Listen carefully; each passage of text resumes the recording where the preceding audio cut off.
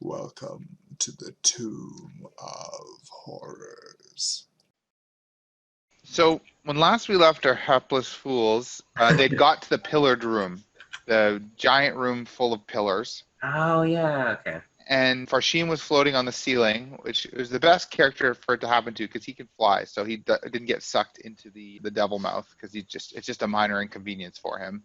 And they'd come to the electric blue door. There's nothing in it. They'd gone to the scintillating purple door, and they opened it, and it was the room with swords and shields. They didn't go in. And they came to another electric blue door, and in it was Mummy, and they saw in its head a huge amethyst. And so they mega hained it out of there, and of course the Mummy came to life and was like, "You dare disturb a Surak," and started.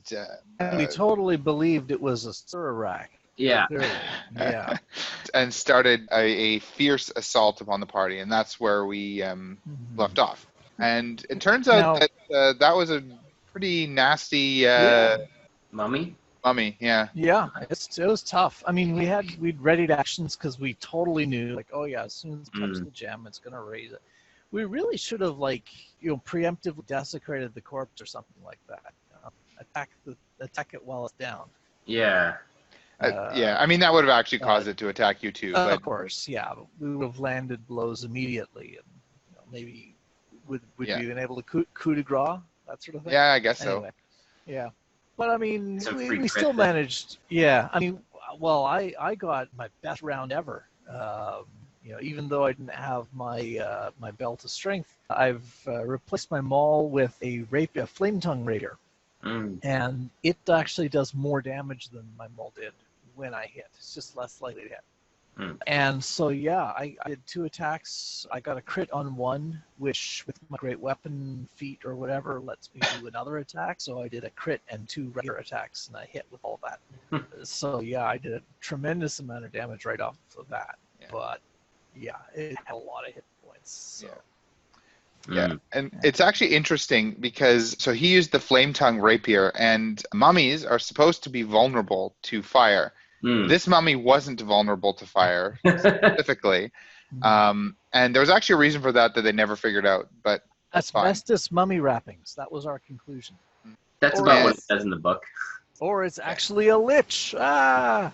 Yeah, well, it's actually interesting. Yeah, whatever. I'll tell them about it later because they could. If I tell them now, well, I guess I guess I could tell you now because I won't post this recording till later, and I'm sure Brian won't take advantage of knowing something. I've managed to hold my knowledge so far. He was wearing a ring of fire resistance that was in the pile of dust that I hinted at a few times that was left by him, but since that pile of dust was not in the room, it was outside the room. You guys searched the room thoroughly, but you never searched the pile of dust. Right, because he came out after us. Yeah. Anyway, spoiler: they defeated the mummy, but they it was quite the battle. Jean-Claude also came up and used his Holy Avenger and once again missed. So sad. It's like an anti-undead weapon. Yeah, it's undead buster. Yeah, it's the great. And Farshim shot it with arrows. So did Theophania and Pulmonic. He used Earthen Garsp to make a huge stone hand grab it. He gasped it. Yeah, he gasped it. But the mummy is very powerful and has advantage on saves against spells. So at first, because I actually missed that initially, it grasped it, and then I was like, but then with magical force, he breaks your Earthen Garsp to nothing. He succeeded because of advantage. Fortunately, Pulmonic can gasp every round. So.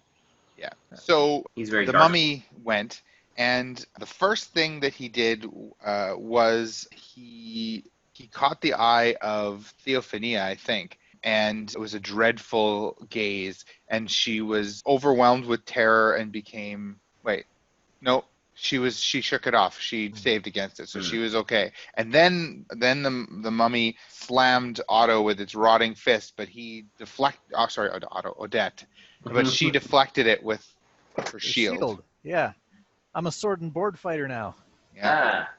And then it was the party's turn, to which they continued hammering on it.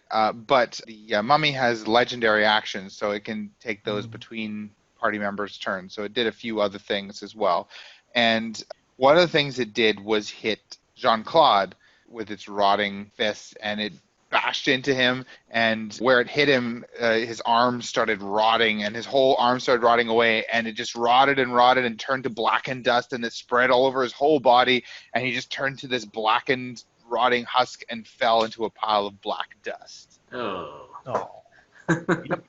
Yeah, and he was super drunk at the time. So he was like, I'll save you, Odette.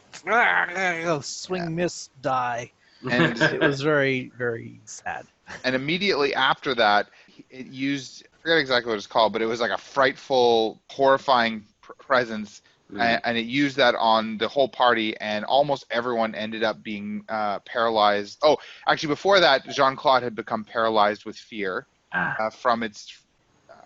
from that. And then it used, no, it wasn't that. It wasn't that. That was, what was it that stunned everyone? Oh, right, yes. It uttered a blasphemous word, some sort of horrible, infernal, abominable word, and it caused almost everyone to become stunned for a round. It said, I forget who. Structs! I'm pretty sure Odette saved out of that. Odette didn't. Yeah, I think Odette may have been the only one. And there was one other. Who was it? I think Farshim, it was, maybe? Yeah, I was just thinking of the thing. Farshim. Because Farshim was the one who was actually actively attacking it. Yeah. Because that's why it basically got to just keep acting, because Odette hit it again a few times, and it was still alive, and Farshim, I think, missed. But it just basically got to go again because everyone was stunned. So, and then it gets its legendary actions too. So that's when it sent out from its mouth a huge swarm of insects that bit everyone, and it sent out this black ray that towards Pulmonic that withered him to this like withered husk, and he fell dead on the floor. This withered, blackened husk. It was actually the harm spell. Yeah, and he has advantage on saves against spells, but he still failed. So, but Pulmonic's a withered, blackened husk. Jean-Claude's is a pile of black dust, and it also, I don't remember how this all happened, I don't remember the order, but it whirlwinded around in like a dust whirlwind. Oh yeah, I remember that too. Yeah. It hit Theophania, and no, that's right, it used a long range spell. It cast disease on Theophania, and she became poisoned and failed her saves, and ultimately became infected with slimy doom, which causes her body to like ooze like bloody slime, and she has disadvantage on all dex checks, and of course she's dex based, so that's really bad for her, and she's almost dead too. But fortunately, we determined that it was a disease and not a curse, and so she will get better if she dies. Yes. But it also whirlwinded over to Farshim to attack him, and did, but he threw off the curse from the rotting fist. Meanwhile, Odette kept pounding on it, and I think even though she did almost all the damage, I think it was Farshim that dealt the final blow. Kill stealer. And killed it.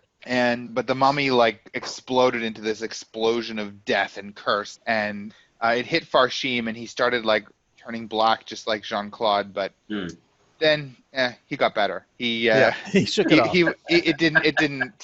His immune system was too strong. He didn't get the cursed mummy disease. So wow. And the mummy turned into a pile of dust on the floor. Yep. While of course screaming, "Oh no, you have defeated me, Asurarak, the boss of the dungeon." Yes, of course. Yeah. I feel like that was a much more complicated villain than what was in the original book. Yeah, it was a mummy lord, and actually, this actually speaks to an issue I found that the 5th edition monsters are underpowered compared to the players. I found them to be very easy, generally speaking. So this thing said, this mummy lord, and I didn't really read it properly. It wasn't supposed to have spells or legendary actions. But then I started having it have that, and I was like, okay, they're still totally kicking this thing's butt, so I'm just going to keep it like that. Two of us died. they're level 5, Hmm. and it's challenge rating 15. And it was, yeah, 2 of them died. Though if we hadn't been playing with instant death from 0, it would have just been 2 of them went down, right? It would have been a Right, challenging fight, but not deadly at all. And it Right. was 10 levels above them, right? Like I don't know. I haven't run 5th edition that much, but I'm becoming like disenchanted with the difficulty curve. It seems really You did off. give them like crazy equipment. That's fair. So that Yeah. does put them way above. But I've also encountered that, like when I was running the other things, it was like, oh yeah, if you put like 3 goblins in here, it'll be deadly. And it's like, yeah, they killed them in 1 round. The goblins didn't even get to act. And Right, it's just yeah. like I feel Yeah. like the balance is kind of off. I did notice that a bit when I Yeah. was running the Zero Prep campaign as well. It was difficult to challenge you guys. We noticed that on Wednesday night with the climactic battle. Yeah, yeah, in the Dungeons and Doggies campaign. Yes, but you guys you did quite a bit of work, like smart play, right? Yeah.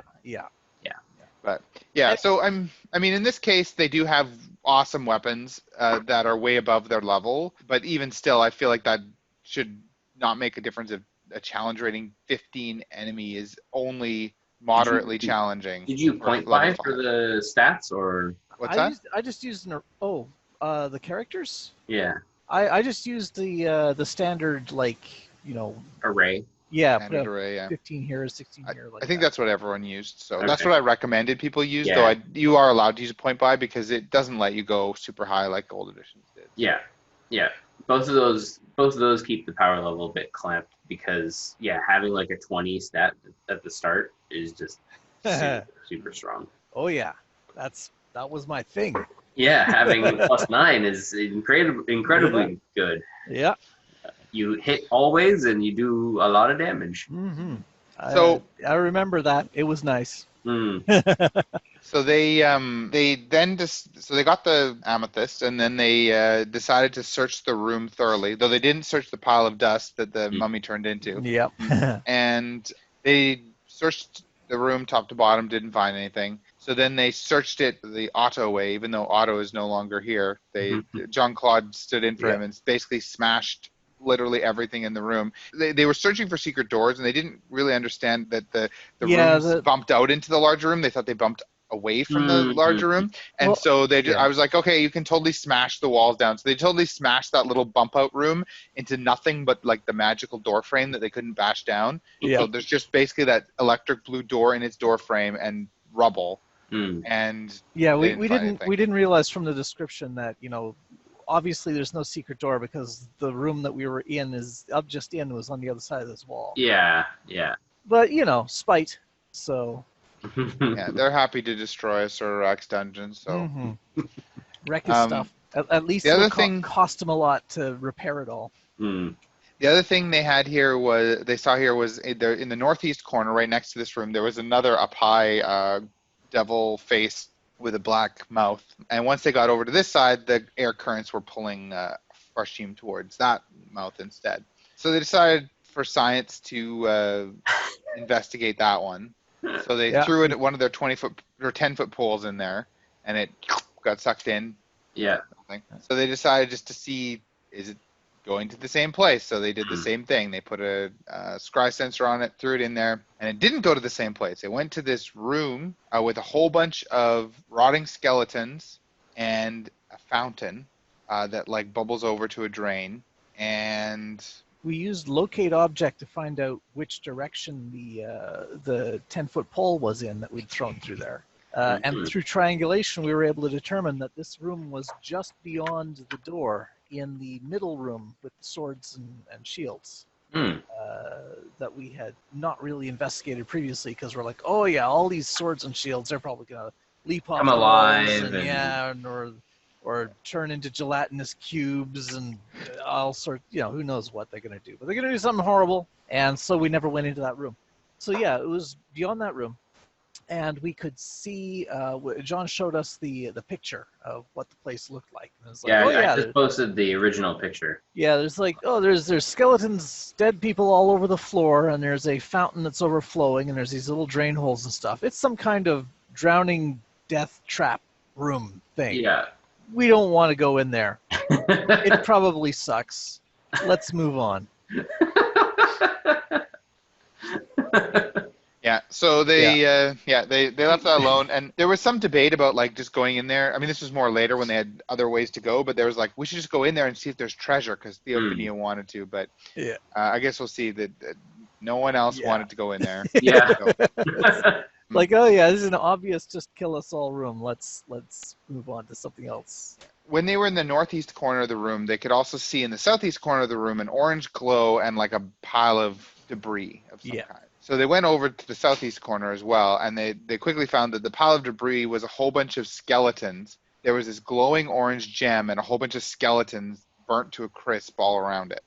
And of course, everyone's like, "Hey, well, not touching that." This is another obvious, just kill. It looked like a bomb had gone off. It's sort of like we were thinking about it. So yeah, so Pulmonic did the whole 9 yards of like, okay, he's gonna stand well away and use Magahende to. He didn't even use Magahende first. Yeah, first he no, you're right. He did use Magahende. He did Magahende first. And was like detecting magic, and it's like this thing is super magical, and there's all sorts of power in it and stuff. So he Mega-handed it, put it in a little leather pouch with Mega-hand, and then he had a small lead casket that he had, because wizards, they need that. So why not? He put that out there, and then he had Mega-hand take the little pouch and put that into the casket, and then he picked up the casket. Then what did he do next? I think he summoned an elemental, and he had the elemental go and pick up the cask to see if that would do anything. He was like, I was like, wow, you are being more careful than I would be. Yeah. And I'm completely certain it's an atomic bomb. Yeah. But nothing happened, so he had him put it down, and then he used, I think. Oh yeah, then he used Magahane to take. No, I think he just had the elemental open the cask and pick up the bag. Yeah. And nothing happened. So then he had the elemental take the gem out of the bag. Yeah. And nothing happened. So then he had the elemental put it back in the bag and put the bag back in the cask, and then the elemental carried the cask and put the cask in Pulmonic's backpack, and then they just was like, he's like, all right, we'll look at this later. Yeah. It's in my inventory now, so it's suspended. Item acquired. Yeah.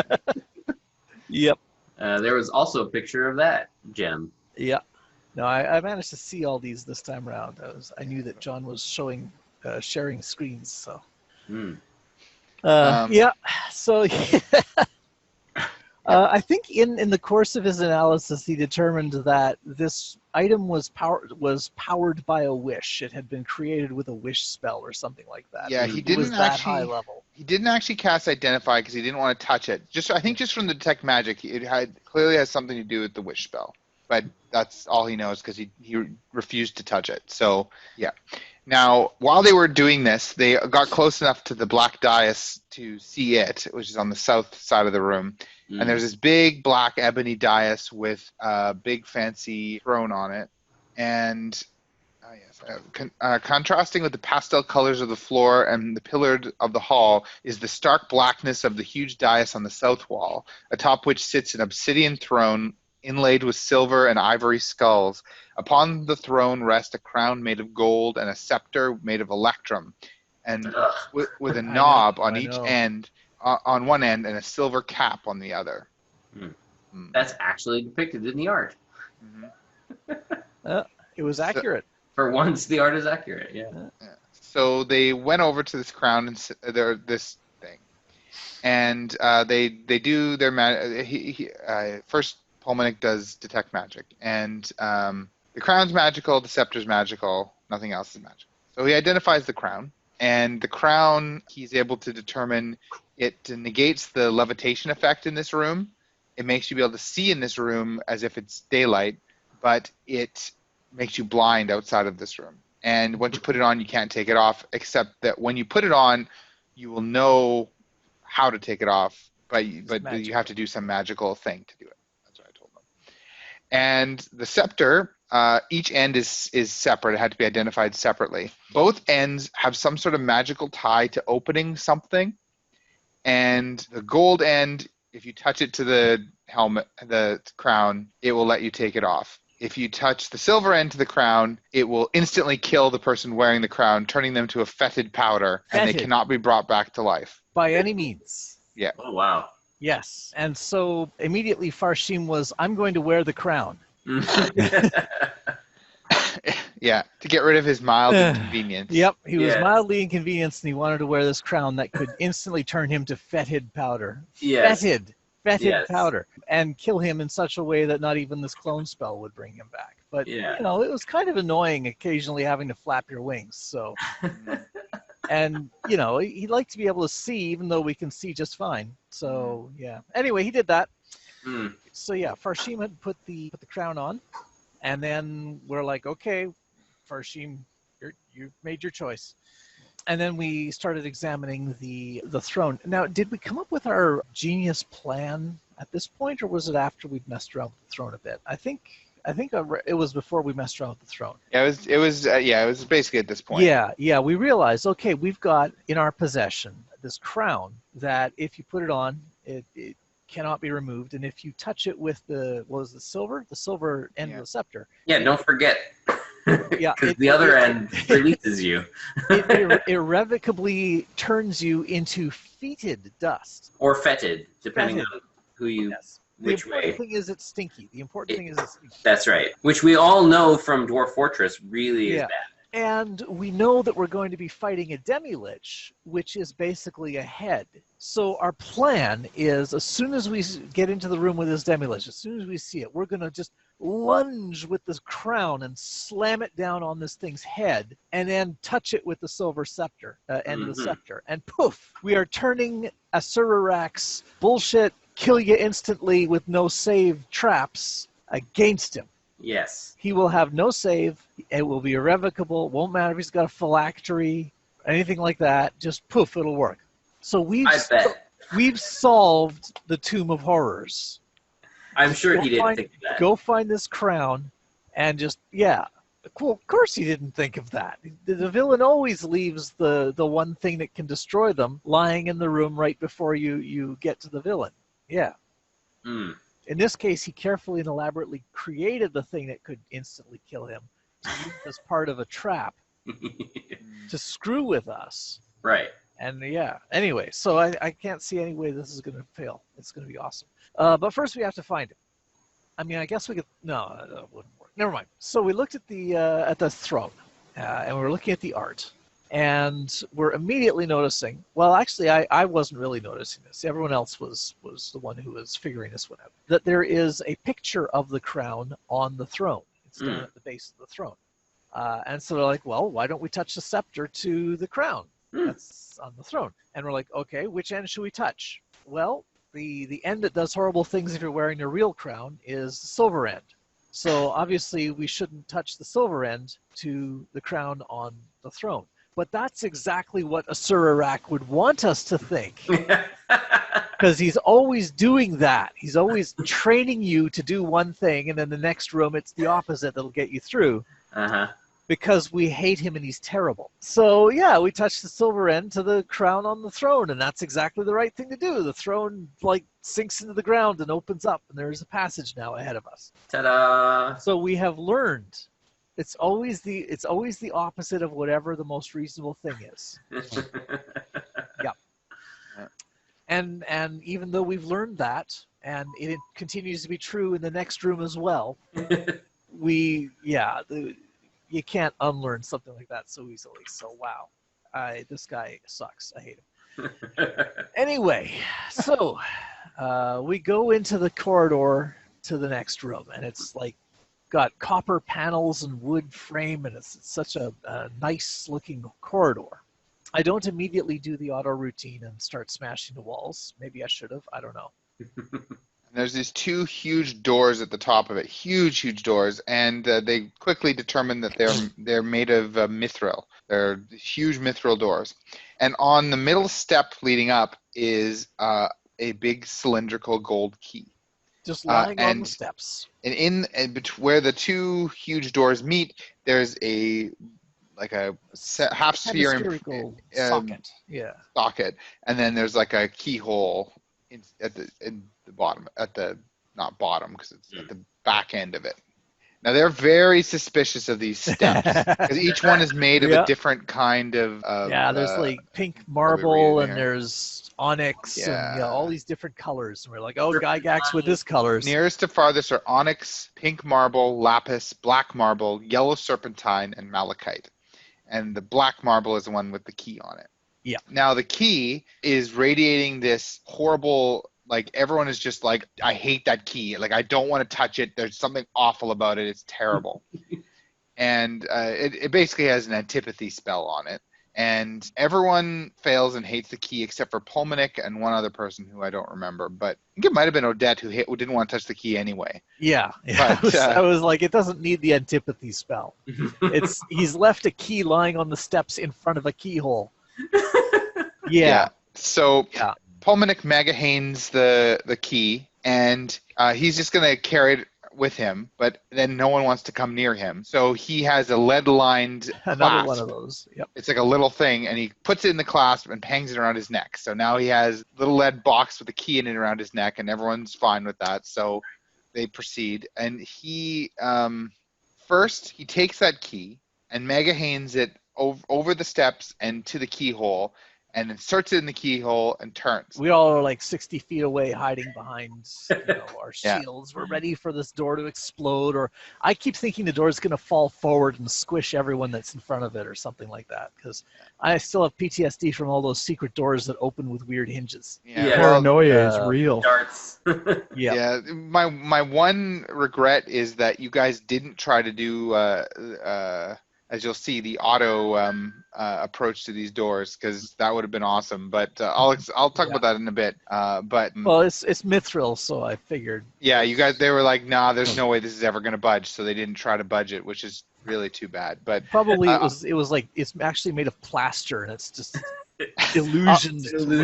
I'll tell you. Once we're out of this room, I'll tell you what would have happened. But anyway, he turns the key, nothing happens. But I have him make a perception check, and he does really well and is able to determine that though you couldn't really see anything because it was just Megahane, the key was electrified. You would have suffered severe lightning damage if you had done that yourself. Yeah. Mm-hmm.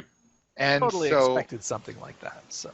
Yeah. Now I think yes, and so then he takes that away, and then he takes the other key, the key that they got from the mummy preparation room, and Mega-hanes it over there and does the same thing. And I gave him advantage to notice this because it's the exact same thing. It was electrified. Nothing happens, and it just zaps you. So I'm starting to think this is not a keyhole. It's a wall socket. And this is just where you plug in your appliances or your charger or something. Yeah. They noticed, though, that the depression was basically the same as the one end of the scepter. And they knew that the scepter, both ends, had to do with unlocking something.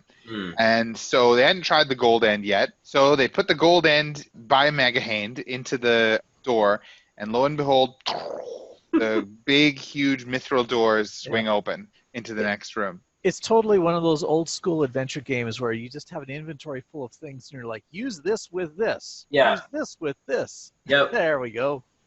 That random combination worked. Now, they very carefully search the stairs for traps and don't find any. But Pulmonic teleports to the top of the stairs anyway, and I'm sure Farshim Well, actually, he's still hovering at the ceiling because he has to. Didn't he have? But I think he took the crown off because now he's blind. Right. So he took the crown off using the gold end of the scepter, but now he floats back up to the ceiling again. So yep. And the rest of them did walk up the stairs and nothing happened. But I will mention, I'm so sad that they didn't try to bash the door with the portable ram. Because Pulmonic, I think before he Mega-haned it, he tried to just push on the doors and they didn't budge at all. And I'm so sad they didn't try to bash them because it won't budge at all. But if it's scratched or nicked at all in any way, slightly damaged, that spot will turn red and it will begin to gush forth blood. And the blood will cascade down, and it will gush out so quickly that it will fill that entire room within 20 rounds. I think there's something. It's not entirely clear. Oh, right, because you have to go down, so it will you have to go down through the thing, so it will like completely fill that room completely with blood. I'm sure that's not going to happen now, so I don't mind saying it. It's just basically it fills it with blood, and then if you try to get rid of the blood by fire, which might be natural, it instantly turns into I don't know. It instantly turns into poison gas that kills you instantly. No save. Of course, we would try to burn the blood. You can also try a number of other spells as well. Cone of cold, create water, disintegrate, levitate, polymorph. Oh yeah, right. There's a bunch more, isn't there? There definitely has to be a story behind this. Do they all turn it into just poison gas? No, Cone of Cold just freezes it, so that actually kind of works. Create or destroy water turns it to water. Disintegrate works. Yeah, but turning it to water doesn't really solve the problem. And freezing it is the opposite of solving the problem. Well, if you freeze it like before it fills the room, it just freezes up the flow, and then you can like. Oh, okay. Fine, Does it burst some kind of horrifying pipe behind the wall somewhere? Somebody in a guard post is going to have a really, really bad day. It's the blood of everyone who's died in the tomb. If you levitate the blood, it coagulates and turns into an ochre jelly. But it's red. It's a red ochre jelly. That also fills the room. Yeah. It just fills the room with blood jello. Polymorph changes the blood into 7 whites, which attack immediately. Yeah. It's basically like everything you might try. There's like screw you effect. Yeah. It's so specific for everything. What if I throw 8 good berries into it? Didn't think of that, huh? Well, it does have purify food and drink, so I'd probably use that effect. If you purify food and drink, it turns into a poison gas, but it's less bad than the normal poison gas. It's a different poison gas. Yeah, you actually get a save, and it only makes you poisoned for 48 hours. What the hell is Surarac? So it takes 3 points of strength away for a day. I like to imagine they have this giant magical switchboard that just has this giant list of things, and whenever something goes, it goes like. Raised Dead or Resurrection destroys all the blood and causes a shade to appear on the top stair. The shade blesses the characters so they benefit as if they had just finished a long rest. At least that's the 5th edition version. So that's the only good thing that can happen. Yeah, you cast Raise Dead, and it would basically, I would probably have it restore your hit points, because that's what Long Rest normally does. We're just not doing that for this version. So if you're sitting in the room and it fills up with blood and you're going to drown, if you raise the dead of the blood, it instead helps you. Yes. Yeah. Of course. What? Of course. Yeah. Anyway, so that didn't happen because they didn't try to attack the door. Fire instantly kills you. So if you're like holding a torch or how does that work? If somebody's having a cigarette and they just kill everyone. I guess it does, yeah. I mean, they did have a lantern, but it's enclosed, so and also this didn't happen, but yeah. So sadly, they didn't trigger the blood trap. They just went on into the room beyond, which was an imposing chamber with a silvered ceiling, just as the foyer had. So it's brightly illuminated by reflected light. The walls are of ivory and gold inlay. The floor is polished agate. In each corner stands a statue of black iron, easily 9 feet tall. That to the northeast stands with a sawtoothed 2-handed sword raised to strike. That to the northwest with a huge spike-ended mace. To the southeast, sculpture holds a wickedly spiked morning star, and the one in the southwest has a Volg. Near the center of the room is a bronze urn filigreed in gold. A thin stream of smoke issues from a tiny vent in its brass stopper. In the southern wall is a granite sarcophagus that appears to be damaged. Flanking the sarcophagus are 2 large iron chests. So we do detect magic. Big fancy treasure room. And the 4 iron statues are super magical. Yeah. The stoppered bottle is super magical. That's abjuration. I don't think anything else was super magical, though. There was something magical, faintly magical within the sarcophagus. Yeah. The statues were. Well, the first thing I was like, oh crap, there's like 4 iron golems standing in the corners of the room. And as soon as we touch something or whatever, they're going to attack us. And even 1 iron golem is deadly. So yeah, screw this room. But yeah, we gotta figure it out because there's nowhere else to go except to the fish room.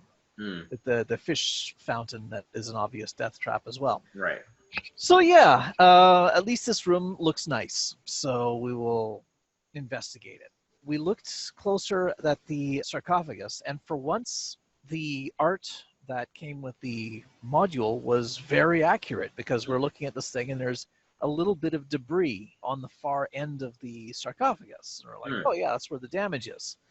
And there's runes on the sarcophagus, and Polmanic can read them by magic, and they say a Surak. So this is clearly a Surak's final resting place. Yes. This one for realsies. Not like the 8 others that we've come through to get here.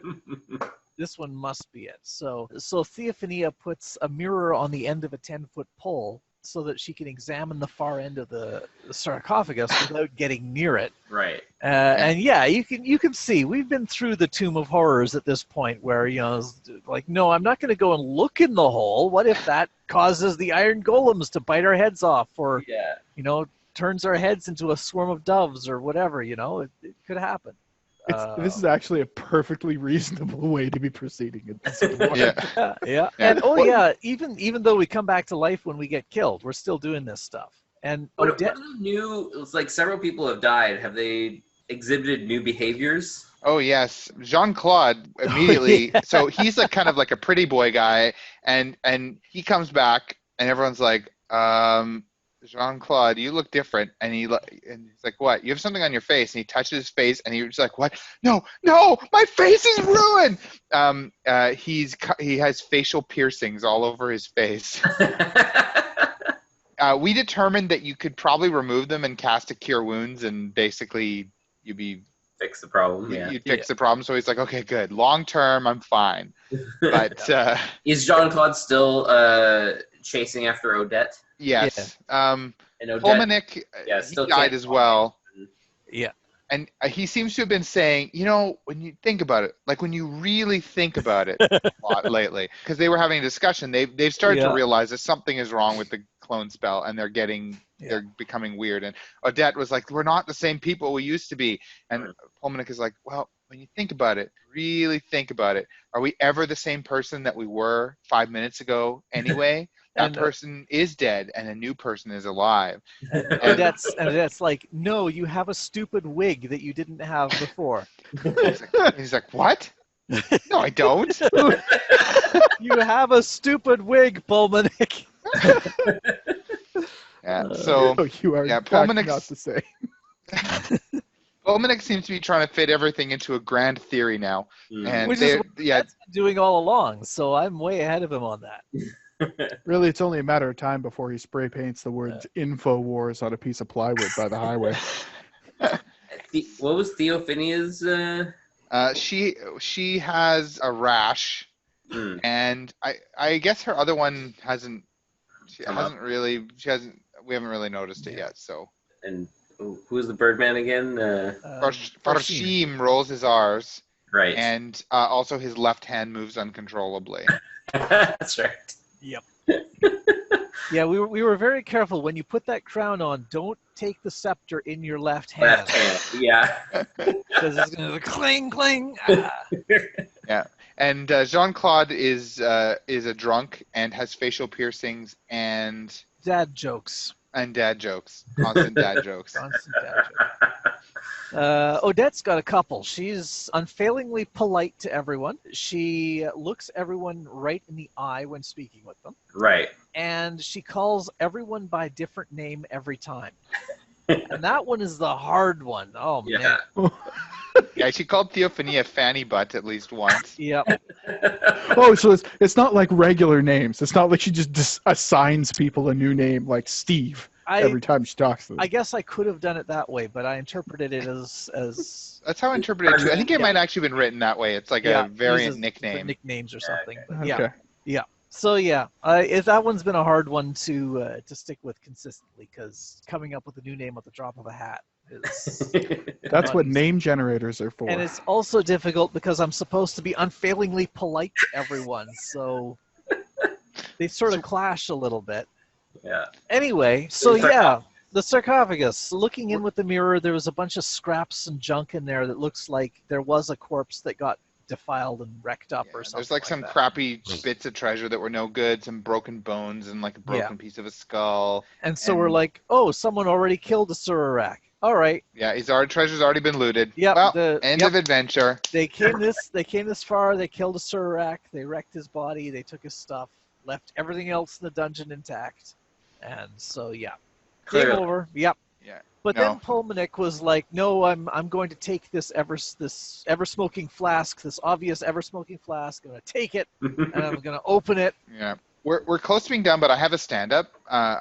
So I think we left off. They just investigated the sarcophagus. Yeah. And it was filled with the Surak's real and totally dead remains. Yeah. And there was no point in continuing. Yeah. So you gave up and walked away. Yeah. But except that you didn't. Yeah. Right. So Pulmonic wanted to open that stopper thing, but they were like, no, don't, because they assumed the statues would come to life or something else horrible would happen. Yeah.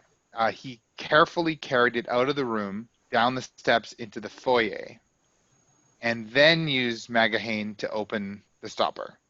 Which I think everyone like backed away to the end. They're like, no, you fool. It's gonna explode. Everything's gonna be horrible, and death will come forth. And out comes this huge, fiery, smoky cloud, and it forms into a humanoid form of an Afriti, sort of a.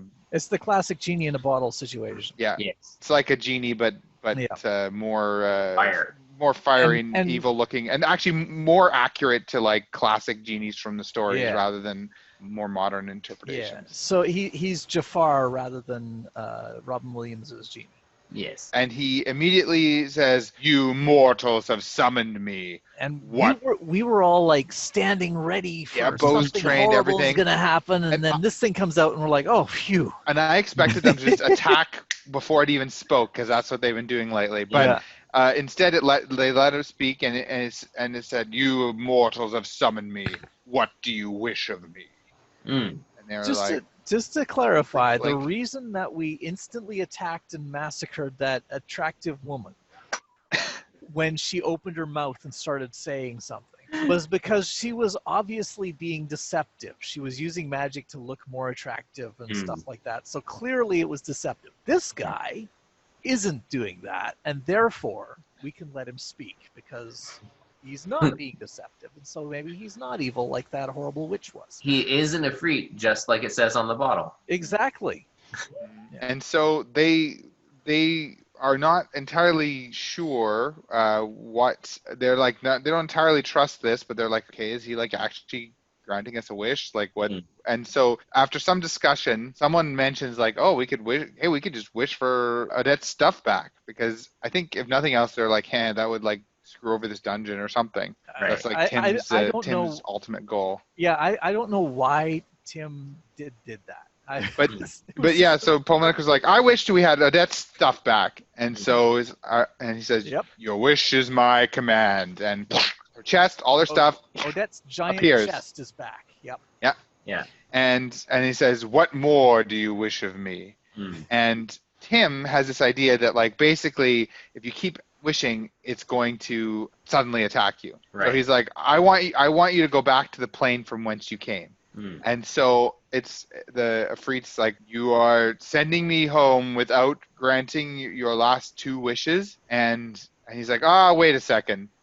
Now that he knows he has three wishes, he's like, he thinks, okay, I'm going to take one more, but I'm not going to take the last one because then you're going to attack me. Yeah. And so they have one more wish, and they're debating what they're going to do with it. And then I think Pulmonic just suddenly blurts out one, because Tim was just totally running with this one. He took the bottle. He was opening it. We were all saying, "No, don't open it." He's like, "I'm opening it." Genie comes out. He's like, "Oh, don't wish. I'm wishing." So you think you'd hold on to those wishes for when the dungeon kills you irrevocably and turns you into a fetid pile of ash. Well, theoretically, when did we figure this out? Theoretically, we have another wish in our pocket. That's right. They just before this, actually. I don't know why they did this, but I think he thought it might do something in the room. Yeah. He had actually busted out that orange glowing gem and had cast Identify on it because he was willing to touch it. And he discovered that the orange glowing gem indeed grants you a wish. That's what it does. It grants you a wish. So they're like, huh. And they're like, this is just like a Surak. You put it where like there's all these dead bodies to make you not want to take it, but it's actually something good. So they're holding on that in their back pocket for an emergency. They have this like backup wish. But they can't keep this Ifrit around forever. He's not gonna come with them through the dungeon. I guess if they wished for him to do so, he probably would have. Come on, walk in front of us for the rest of this adventure. Yeah. You So could just put him back in the bottle and be like, "We'll get back to you later." You try this crown on. We want to see how it works. yeah, first wish, put the crown on. Second wish, touch it with the gold. Silver end. That's The the one silver, you yeah. want to test on a very powerful creature. Anyway, So Polink just kind of, what did he wish for again? I'm I trying to forget. remember what was the second wish. It actually worked out well, but I can't remember what it was. Why am I blanking on this? Yeah, it's weird. I can't remember what his second wish was. It was mundane. Is this something fantastic like a Was sandwich? it just to get? Oh wait, was it just to get rid of Theophania's? Oh right, he wished for Theophania to have a scarab of protection. Oh right, Because yes, she 'cause- didn't trade in Yep. one of her very rares to get a lesser Yep. scarab of protection. Right. Yeah. And I think Tim's entire goal here is to like mess with the dungeon. So he's like, that'll screw things over. So he's like, Yeah. scarab of protection. So your wish is my command. Yeah. Scarab of protection appears on Theophania. And then immediately he's like, wait, that's mine because that's more powerful than my lesser scarab. And you didn't spend money. I don't know why he didn't wish for it for himself, but he immediately tried to take it from her. yeah. But then he realized that the main benefit it gives over the lesser one is it gives you advantage on all saves against spells. And he already has that, so it's pointless. So Yeah. Right. now she has a scarab of protection. Yeah. And then for the third wish, he just wished the Genie would go away. Ifrit to go away. And he's like, foolish mortal, that's what I would have done anyway after granting your wish. And Oh, he he disappeared. says that. Yeah. I was hoping that as soon as he wished the genie free, we'd get Robin Williams in our party because that would be awesome. Yeah. But no. Yeah, that's No. interesting. I could have Just had drink him things with his finger. appreciate it. But. Yeah. Wait, did he wish that it was free, or did he just wish that it goes away? He wished it would go away. He wished him back to his original home plane. Which is basically setting it free because Yeah. but the thing That's that's, where it wanted different to go. about Robin Williams' thing is that he would have been free anyway because the text basically says it grants you 3 wishes and then returns to its home plane. Hmm. So it basically made no difference to it really. Yeah. Yeah. But yeah, we were expecting horribleness, and so yeah. But we still got 2 wishes out of it, which is more than we were expecting going into this room. And that's where we left off. So that room still has the giant statues and they haven't searched There's it thoroughly. There's 2 coffers we haven't looked inside. Yeah, the 2 big chests and A Surarax remains. Yeah. That sort of stuff. yep. So yeah, there's still. I'm sure there's I'm not sure there's a secret passage here. Did I search? I believe I did. I searched the hallway outside because Because that was the thought that would be a Surak's way. Like you spend all this effort getting through the mithril doors, and actually the secret door that takes you to the rest of the dungeon is just in the entryway. But no, they didn't find anything. What a dick. Yeah. Yeah. Yeah. No, he's done that like 3 times, so of course he's not going to do that now. So yeah. I'm not going to lie, this guy's kind of my role model. You're a Gygax.